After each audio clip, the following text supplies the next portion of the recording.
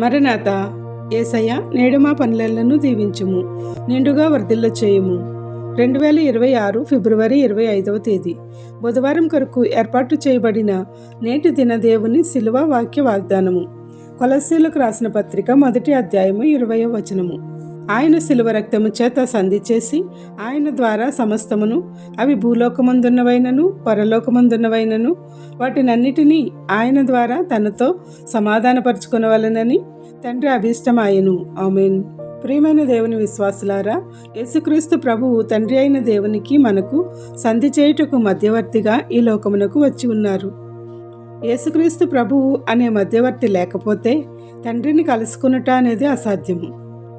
ఈ భూలోకమందైనా పరలోకమందైనా ఎక్కడైనా సరే సమస్తమును ఆయన ద్వారా సమకూర్చబడును. అందుకే మనకు అన్నీ దయచేయు యేసుక్రీస్తు కృపా కటాక్షములను పొందగలవారముగా ఆయన యందు విశ్వాసంతో జీవితంలో నిరీక్షణ కలిగి ఉండాలి.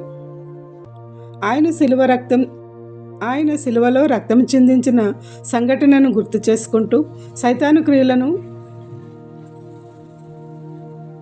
వాడి శక్తులను, వాడి పన్నాగములను పారద్రోలి యేసుక్రీస్తు నామంలో యేసు రక్తంతో శుద్ధీకరింపబడాలి. ఈ శిలువ ధ్యానములలో మనకు కావలసినవి ఆశిస్తూ ఉంటాము, పొందుతూ ఉంటాము. కావున ఈ 40 రోజులు ఉపవాస దీక్షలలో అన్నింటినీ సమాధానమును ఇచ్చే ఆయనలో నివసించే ధన్యతలతో మనెల్లరూ నింపునుగాక. ఆమేన్. ప్రార్థన. మహాదేవుడైన మా క్రీస్తు ప్రభువా, నీవు మా ఎడల చూపిన త్యాగము, ప్రేమకై వందనములు చెల్లిస్తున్నాము. ప్రభువా, మా సమస్యల నుంచి విడుదల చేయించుటకు పరలోకమందైనను భూలోకమందైనను నీ చిత్తమైతే త్వరగా కావలసినవి అనుగ్రహించి ఆదరించుము. నీవు చిందించిన ఆ రక్తమే మాకు విమోచన క్రయధనముగా విడుదల దయచేస్తూ ఉన్నది, సమాధానం ఇస్తున్నది.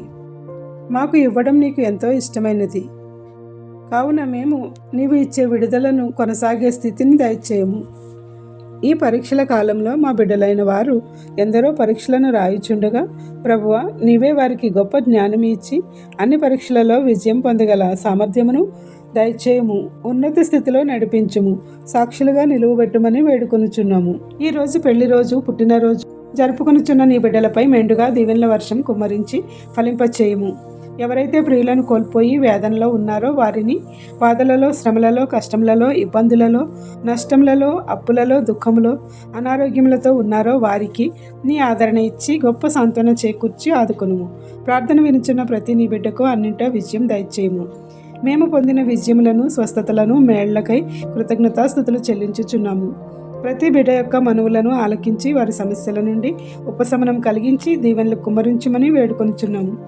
ఈ పరిచర్య చేయుచున్న మాపై ఆశీర్వాదములు, తలాంతులు, భాగ్యములు అనుగ్రహించి మాకు కావలసిన వెళ్ళ అన్ని నూరంతలుగా కుమ్మరించు.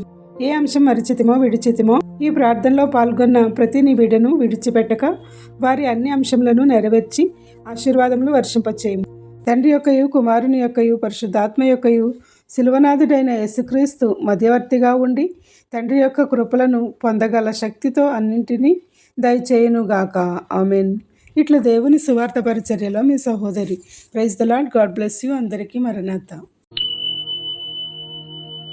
మన ఆత్మీయ జనకుడు ఫాదర్ ఎం దేవదాసయ్య గారు సజీవులుగా ఉండగా ఎన్నో శిలువ మర్మములను, బోధనలను చెప్పి ఉన్నారు.